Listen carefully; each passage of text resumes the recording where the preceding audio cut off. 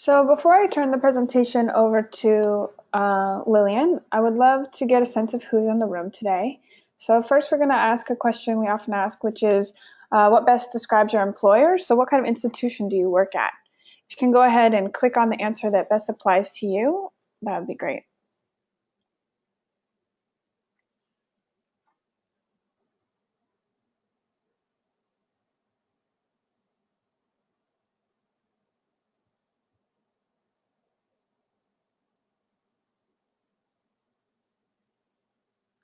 All right.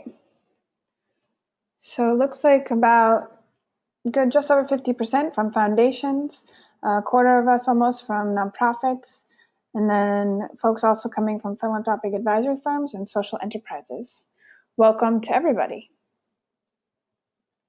Then we're just curious where your work is focused.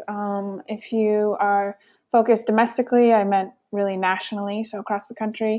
If you just have a very hyper-local focus, please choose locally. And then internationally or all of the above, please let us know.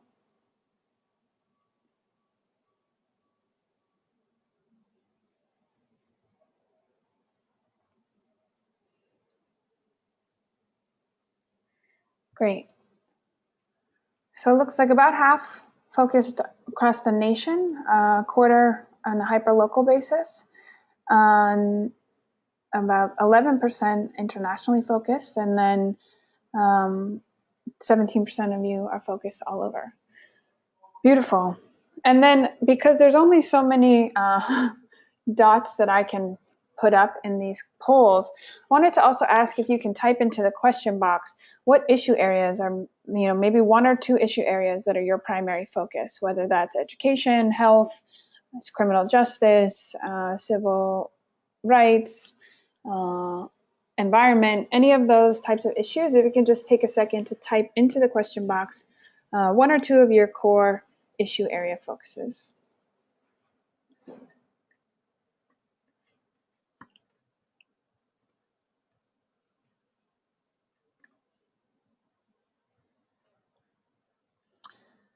So it looks like folks working on community building, gender and reproductive justice, transgender issues, human rights, health, international development, civic education, health for young people, health education for young people, journalism, higher ed, adult learners, education infrastructure. Yeah, the slides are going to come back up in a second, no worries. Anyone else want to throw your hat in the ring on the issues you're working on? All right. Well, thank you for sharing. It's helpful to know where folks are focused. Without further ado, I'm going to turn the call over now to Lilian, who I am very grateful to be welcoming from across the Atlantic to share a little bit more about what human-centered design is, how it works, and hopefully give us some tools to apply it to the work we're doing. So, Lilian, thank you. I can see your slides. They look perfect. Great. Thank you so much. Let's go on full screen mode. Thank you, Chris. Looking forward to sharing a little bit about human-centered design in the next about 40 minutes. So a quick introduction to myself. My name is Lilian. I'm currently working at the Frog London studio. And one of my key responsibilities is to oversee social impact programs here at Frog. So always grappling with how can we apply human-centered design for our clients who work with low-income communities locally here in Europe, the US, as well as many different emerging markets. And the recent political changes, we've had our fair share here in London with Brexit, and we know the recent changes in US elections. There has been a lot of uncertainty about funding, and so it's become very important for a lot of the clients I'm working with to be very resourceful as well as innovative with what they have. And that I've worked in different sectors now within my career in social impact, from looking at things from a business lens and working at NGO for a bit, and now with Frog, doing more human-centered design. I have found that if done right, the human-centered design can help a lot of organizations become more effective and efficient with their resources by partnering with the users and making sure what we're delivering is what users really need and want, and we minimize the amount of resources of launching products and services that are not as impactful. So it's just a little bit about myself, and I wanted to also share that my colleague John is also on the line. He can share a little bit about programs he's been doing too throughout the webinar.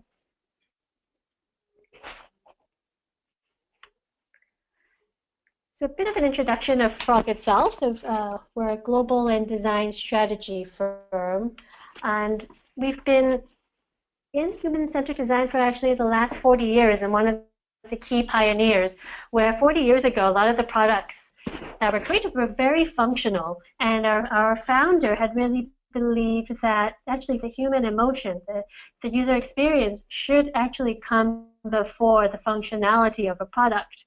And 40 years ago, there weren't many people that shared this view, but one of the few people who did was actually Steve Jobs from Apple, who very much shared that the user experience is critical to a product.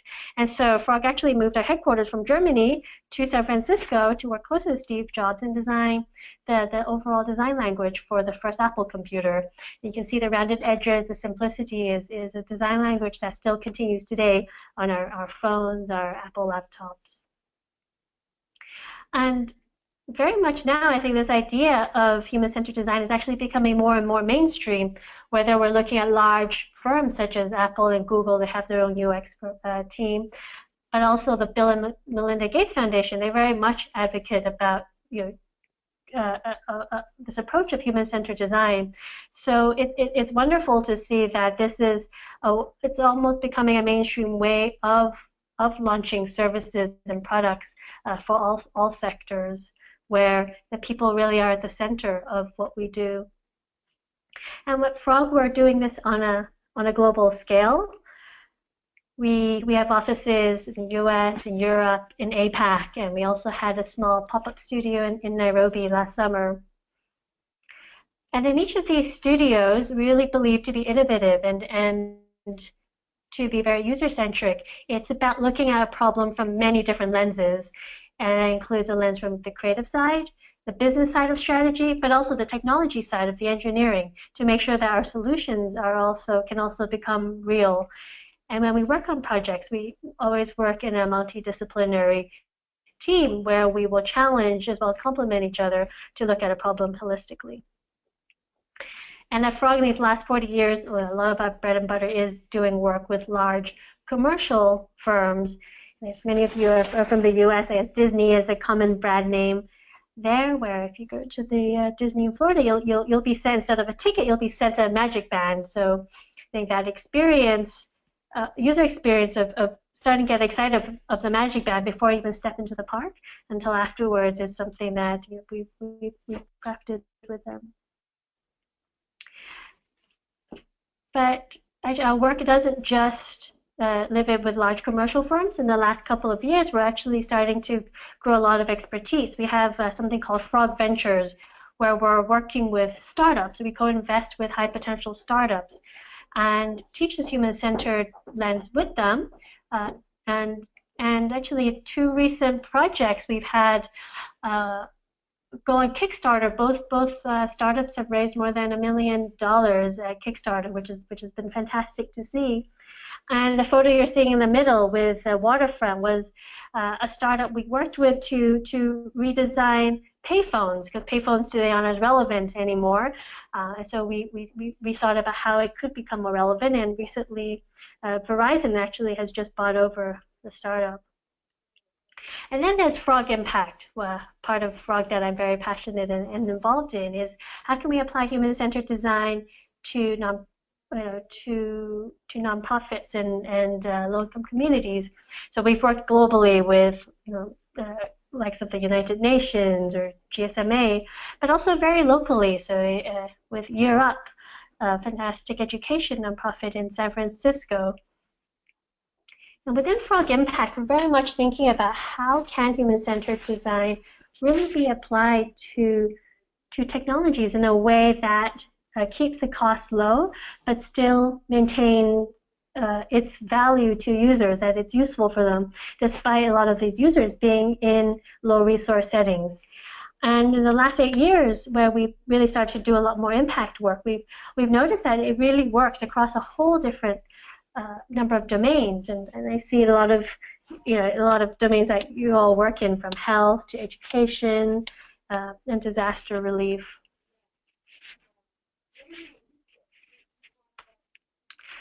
And I've been throwing out this term, human-centered design, a lot, but wanted to take some time to talk about what it actually means. So I think one thing to bring, just an example from our day-to-day lives, is our smartphones. So when smartphones first came out, Nokia N95 came out, it was a good, usable phone. It was doing well until the iPhone came out. Functionally very similar. Use a smartphone to make calls, to look at maps, to take photos.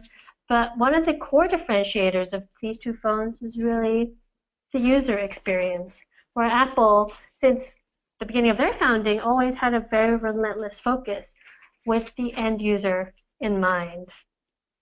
And that's essentially what human-centered design is. It's keeping the end user needs, aspirations, and contexts as the center focus at each stage of the product development process, from the very beginning of the concept to the actual development to even after it's launched. How can we continue to improve this product? It's a relentless focus on the end user. And we found, now that I've been working a lot more social impact projects, that this lens is especially important when the users are very different from who we are. And it's because it forces us to not impose our own perspective or views onto what we think users need. So just for example, we're working on a project right now on working with adolescent mothers, and the nonprofit we're working with is very excited about providing nutrition information to these young mothers so that they know how to take care of their baby better, they eat better. But when we talk to these young mothers who are 16, 17, what's top of mind for them is boyfriends. Are they meeting the right guy? Is the boyfriend nice to them? And you see such a huge gap between what the nonprofit really wants these young ladies to think about, what these young ladies actually care about. Nutrition is very far down the list of what they actually want to hear about at this stage of their life. And so it's very much using human-centered design to try to bridge this gap.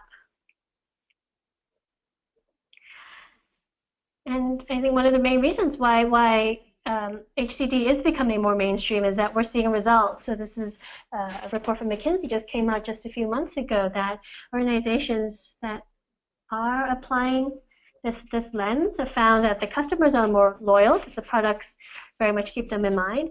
Employees are happier, and one of the reasons I've seen is because when the organization is focused on the user experience, we've seen much less politics and more cross-functional collaboration, because everyone is sort of marching towards a similar goal.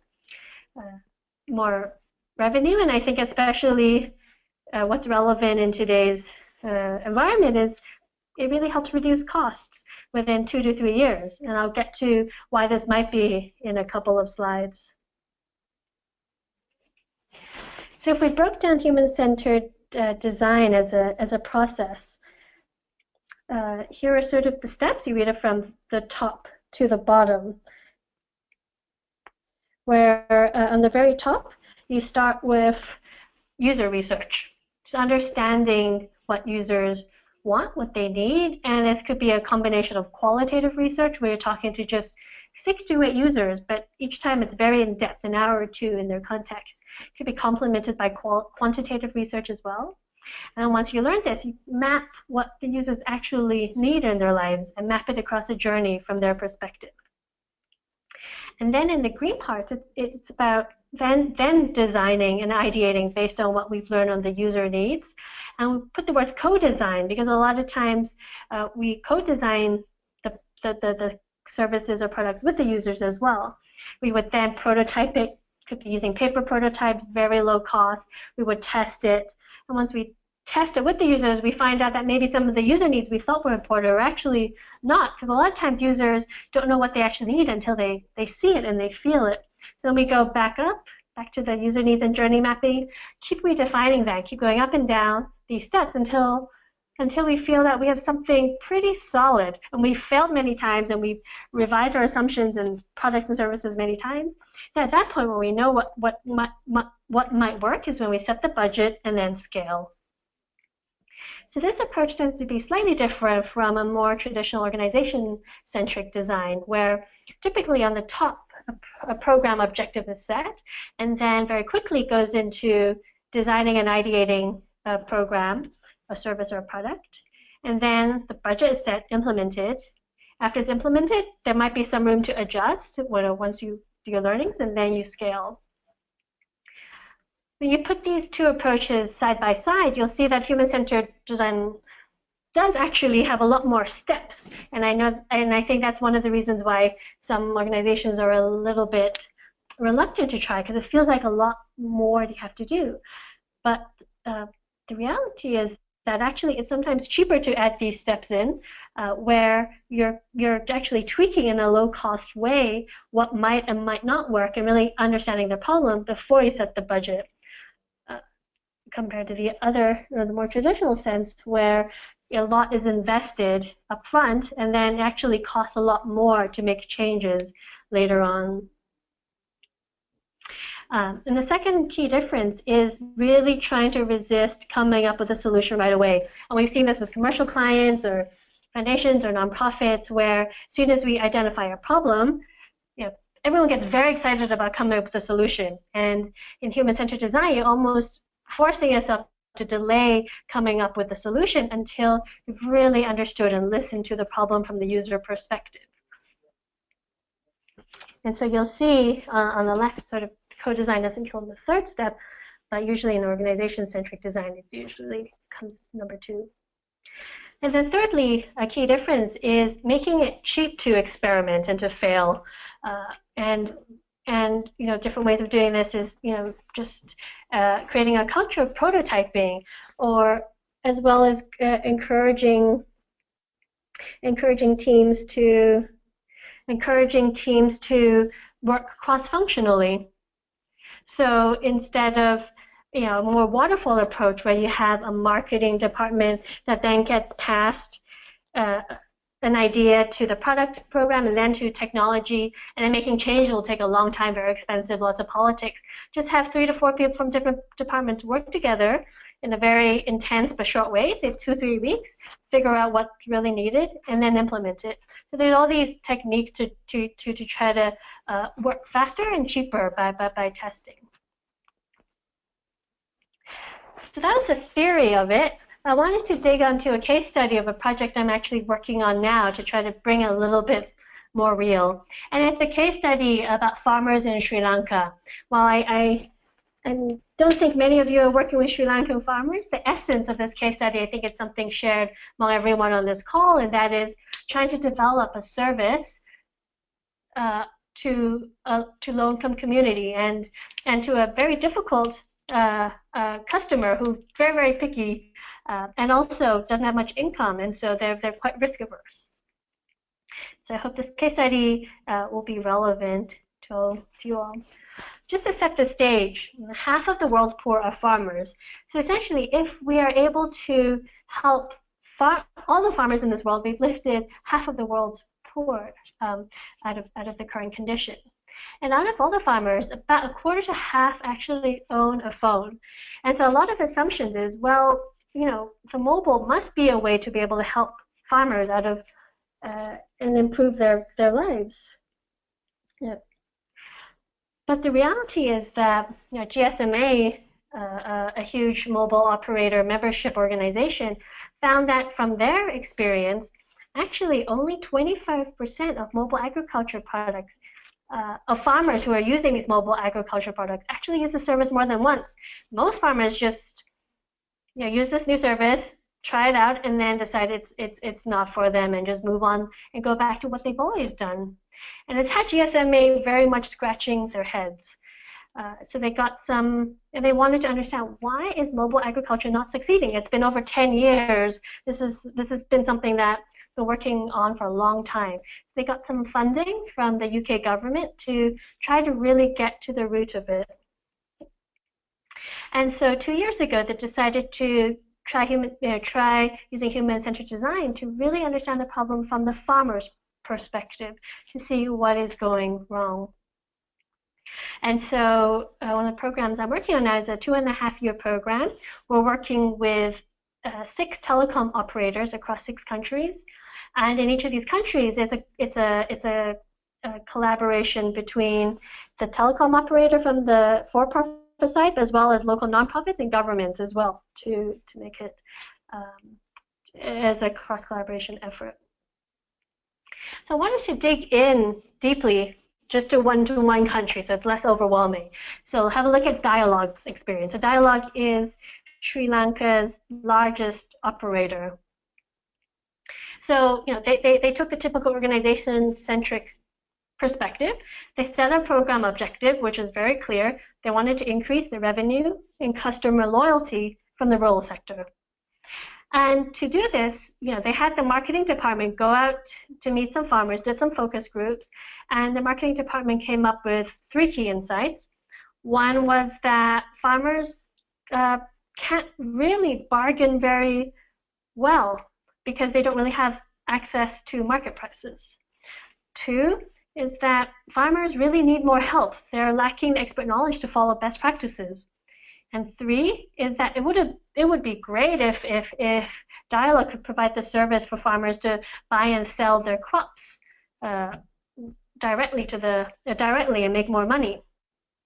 So based on these insights, the organization went ahead and created this platform. It's a little bit complex visually, but essentially, if you start at the bottom, the farmer groups at the bottom, they get connected to collection services. Those are the buyers of the crops. They get connected to agri-extension officers. Those are government officials, so that they're always aware of what are the newest services available from the government. And then they get connected to plant doctors. So those are sort of agriculture experts who know what to do when your crops have diseases and so forth. And on the top, you'll see that all of this is being connected by a call center service. There's SMS services. There is an Android app. And so essentially, it's trying to improve the information flow among all the actors, and so that this would solve a lot of the issues that the marketing department identified. So Dialogue spent a lot of money bringing all these partners together, launched this platform, set a budget, implemented it, but found after 6 months, I think it was only about 80 farmers who signed up. And they started making the service free, so more people could, hoping that would attract more farmers, but didn't make any effect at all, and so they stopped the project. So then, we went back to understand what was going on using HCD tools. Why had this initial product failed? It seemed in concept to be right. It seemed to hit on a lot of the pain points from the farmers. So what went wrong? And so looking through the human-centered design process, we first did some user research. So actually, I had spent about 2 weeks in the field. Actually, 2 of us, augmented by 2 local guides from Sri Lanka, where we talked to farmers, but also all the key people in their ecosystem, government agents, their friends, their family, their enemies, and really try to understand their lives. And what we do is we mapped out their experience. So their experience from sales to onboarding, meaning how did they know about the product? How did they pay for it? How did they get the content? How did they get help if they need it? How did they get notified about the service if anything changes? How do they recharge the service? And if they really hate it, how do they leave? So each of these steps we mapped out. We mapped out what is going right and what is going wrong. And this journey map is something that has been used even till now. It's been used for the last 2 years, and it gets bought out every few months where we remap it out, because constantly there are new things that is working and constantly new things that are not working. And so this is very much a backbone and a great tool for actually any organizations to use as well, a journey map. And we also took time to understand the hypothesis. So the first hypothesis that Dialogue had was that getting access to prices would help farmers a lot. But what we found out was that wasn't true because farmers, when they get the price, and actually they can get it through many different ways. They get it through the radio, they can get it through a friend who just went to the market in the morning. But even if they know what the official price is, it takes them a while to negotiate a good price with the middleman, because the middleman can say, I had to travel 2 hours to get to your farm. I know the official price is, say $2, but because of the time it takes for me to travel there, I'm only going to give you $1.50. And so the official price itself is only the beginning of a conversation. It doesn't actually empower the farmers that much. 2, the assumption was that farmers are not applying best practices because they're not experts. Actually, when we talked to the farmers a little bit more, we found that they're actually some of the proudest people we've met, because their great-grandfathers have farmed, their parents have farmed, they're farming, and potentially their children might as well. They think they are the best experts. And so when we ask them, why aren't they following best practices, they actually don't follow best practices because they think they know better. For example, with chemicals, the instructions on the bottle might say, only pour 1 cup of this pesticide on your farm. But they know that this season, there might actually be stronger type of diseases coming up because of the weather. So just to be safe, they're going to put 2 cups instead of 1 cup. And then very lastly is this idea of being able to buy and sell their crops over the phone. What we had found when we were just observing how this transaction was made, so the farmers themselves actually said, yeah, it seems like a great idea to be able to do this over the phone. But when we looked about the reality of how it's done, it's still very human. Like this hand with this is some rice. We saw the middleman would actually have to bite into one of the rice to feel how crunchy it is. Based on how crunchy it is, they would then set a price. And so this is something that's very hard for a phone to replace. And you could tell that this was a very this was a social time for them. They actually really enjoyed it. The middleman and farmers are actually often friends.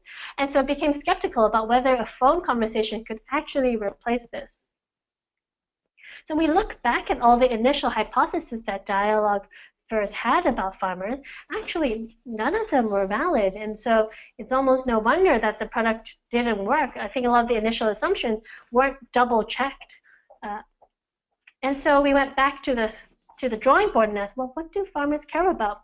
We took time to go to their homes and ask them, what do you aspire? What scares you the most? And we actually found out for Sri Lanka that it was actually chemicals. They knew that by putting too many chemicals in their farms, they were poisoning themselves and their family. In fact, a lot of vegetable farmers created a separate small plot of land that they kept as organic. And actually, some didn't even dare feed vegetables to their own children. They would ask them to eat fish and chicken instead of vegetables. Like, they knew that using too many chemicals weren't good, but they didn't have a choice, because in a whole year, you only have 2 shots to make money. You are not going to risk starving your family for half a year just because you didn't put an extra half or 1 cup of pesticides for good measure. So that was what we found was the key worries from the farmers, was putting too many chemicals in their fields. Something else we found out was who farmers trust. So when we asked Dialogue themselves, who do you think farmers trust for farming information, the farmer being at the very bottom with the icon, and then as it goes out, these are the ecosystem players that they trust less and less. So the operators themselves, put them in the middle, in the blue part. Yeah, we're probably, of course, not as trusted as the local government agriculture expert, but we must be trusted more than the evil middleman. When we actually did this same exercise with the farmers themselves, was with 18 farmers, they put actually the mobile operator the very outside of the trust circle. And actually, some of them even put it outside the piece of paper. They would ask, what has a mobile operator got to do anything with my farm? They know nothing about the farm at all. And in fact, what we found is they only really trusted themselves and maybe other high-performing farmers. They don't even trust other farmers that much. So knowing this made us realize that if Dialogue had to launch a service, they had a ways to go to be able to gain the trust of farmers. So based on these insights, we then ideated, prototyped, and tested a lot of different things. You'll see on the top left corner, these were little sheets of value proposition. We wanted to test, well, we know that they're scared about chemicals, but what about chemicals are they scared about? Is it hurting their family, the country, themselves? At the top right, we experimented with this idea of putting a physical calendar to people's homes instead of just relying on the phone. We found that that idea didn't work at all. A lot of farmers just saw the calendar as a decoration. They didn't really see it related to the farm, so they couldn't mix the two. And we also learned that it was incredibly difficult to distribute so many calendars across the country. So even from a feasibility standpoint, that wasn't viable. So that was a good hypothesis that we had that failed, and we just took that out. And we tested a lot of different phone messages on the bottom right with a lot of farmers about the tone of voice. Well, if we deliver useful information for them, do they want it as a sweet lady who should talk? Should it be entertaining with music? Should it be very serious from farmers? And so we tested different tones of voice as well. And on the bottom left, we met with some of the dialogue agents who would be selling this and getting their buy-in and their perspective as well, because they very much affect the customer experience. So after about 2 to 3 more weeks of prototyping and testing, we came up with this product. Called it Farmer's Friend, and the value proposition was about securing your crop and your family. We found that those two were very important.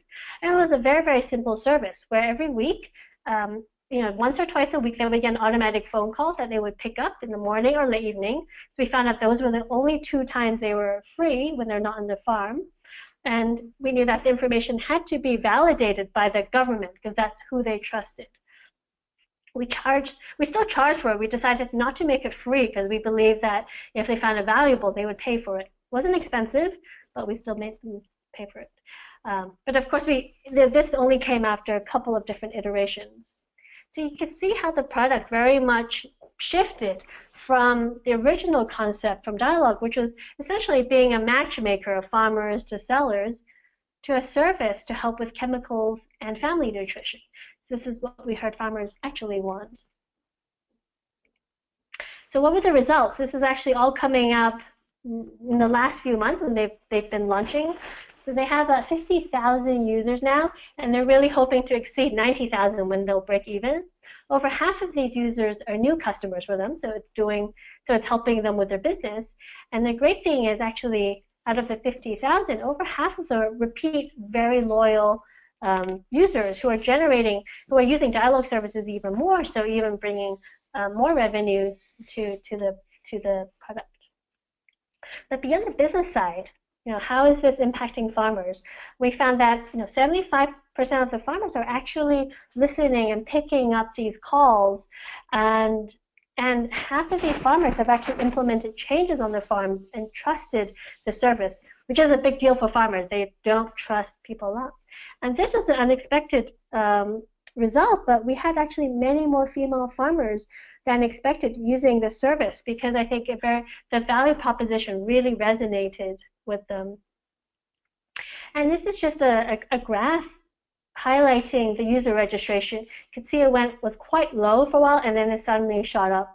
And from the October to March timeframe, this is when we were actually prototyping and changing. We only launched it in one small area, still tweaking a lot, trying to get the model to be right. And I think around the April timeframe, the team felt a lot more confident, rolled it out more nationally, and then put a lot more marketing dollars in it in July. And then it really has been shooting up since then.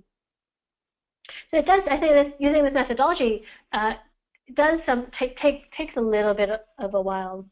I wanted to just share with you 2 quotes we found from the farmers who've been using this service. So we've been applying human-centered design on the process with them, and it turns out that they're actually applying the same process to us. As in, they're also prototyping and testing. So we found several of the farmers actually would choose a small plot of land, and they would listen to the service and test out it's almost A/B testing, testing out the service advice on one small plot of land and then comparing how that's doing with the rest of it. And if it does well, then they will scale it. They're not going to do it right away. And we were finding that that once the farmers trusted the service, they were relying on less and less chemical pesticides so they could save money and still maintain the same level of productivity. So that's all on the case study. That gives you a little bit more of a taste about how we bring those tools to life. And in this experience and others, what we found the hardest part about really applying human-centered design is actually breaking barriers within an organization, because it's not just the marketing department's responsibility to go out into the field and prototype and iterate. It's actually the entire team. This was the photo here is actually an example of what we've been doing in Myanmar, developing some apps for low-income communities in Myanmar. But it requires the product team, marketing team, sales team, technology team to all go together to listen to what the user needs are. Because once you have that unified view, it becomes much quicker to iterate and work together rather than have a lot of debates. And this is just a quote from a dialogue product manager, just really wishing that the process could be a lot more collaborative. That would have saved them so much time. I think at the end it took them a year to launch the product.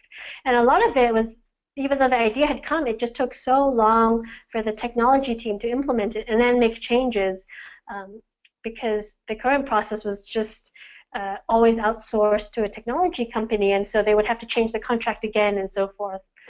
And so we found generally that one of the hardest parts to really get human-centered design right is to make sure that everyone really believes in it. And the customer journey has been the customer journey map I showed earlier has been a very powerful tool as a central way to have everyone focused on the same problem and looking at the user the same way. And in terms of resources, if this is something that you are interested in and wanting to get started, we've designed a mobile agriculture design toolkit.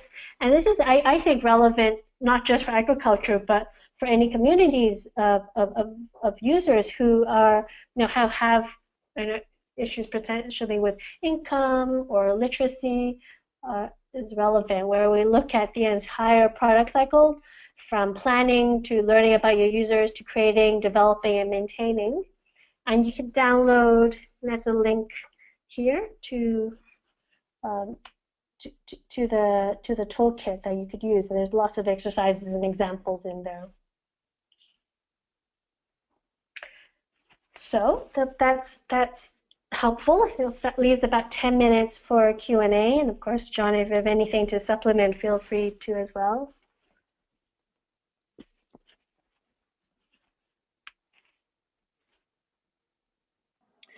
Great, thank you. John, I've unmuted you. Do you want to add anything in? No, I was just saying I think that was great and comprehensive, and I would love to see if there are any questions. Beautiful. So if folks want to start typing your questions into the question box, we will moderate them and read them out. I'm going to just leave it open for one moment and see what we get.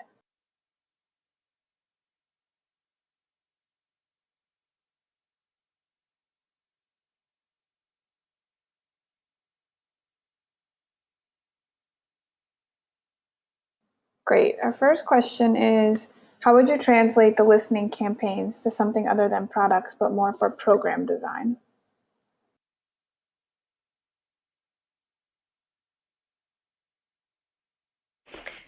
Yeah, absolutely. I think a program design is still broken down into, for example, you'd still have to market a program. I think users still go through the program, whether it's a class-based experience, they're still using tools. So I think it's still a very similar process of asking, going through the customer journey. How did you hear about this program? Why did you sign up? When you signed up, how was the experience? Would you want to leave the program?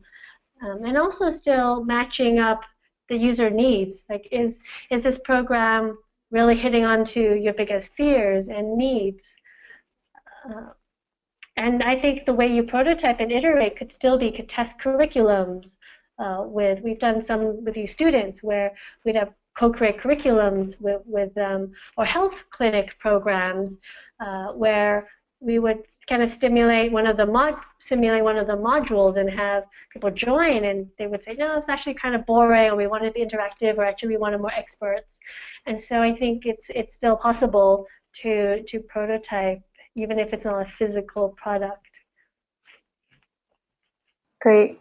Another question is if you could talk a little bit more about how an organization can develop cross-functional work practices. What does human-centered design look like internally rather than when applied to a product or a consumer? Yeah, the way I've seen some organizations started is actually choose a product or service within your organization or a program that is either disastrous or working really, really well. And then you would pick a couple of different cross-functional kind of good employees in your company and actually just start there, having a 4-person team where they could try out learning some of these tools and apply it, experiment with them. They could just have, say, a month to improve on their program using some of these HCD tools, and then they would apply the changes. And if they work well, then it'll grow organizational reputation and brand. Then you maybe have 2 cross-functional teams. And then after a while, if the organization does buy into it, then you would hire actually some UX experts and create a department. I think it's very much starting small. And I think the hardest part is changing the incentives a little bit for this first initial cross-functional team, or giving them enough time to have that month to experiment.